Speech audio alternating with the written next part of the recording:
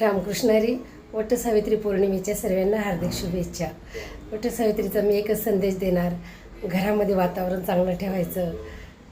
पतीसाठी आपण जो हे व्रत करतो त्या पतीला खूप प्रेम करायचं आणि पतीनेही पत्नीला खूप प्रेम करायचं. प्रेम करायचं म्हणजे जन्मोजन्मीच्या सुंदर गाठी बांधायच्या. भांडण करायचं नाही.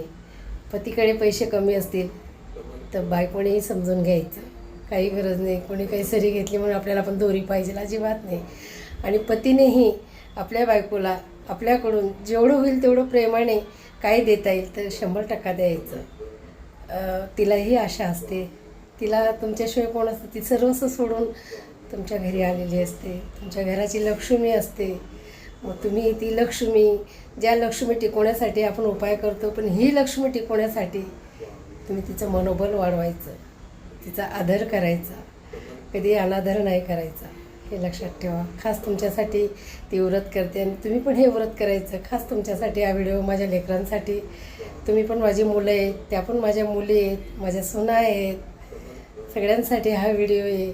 एकदम आनंदाने घरात वातावरण चांगलं ठेवायचं, आपलं जे आहे त्याच्यामध्ये समाधानी मानायचं. रामकृष्ण हरी.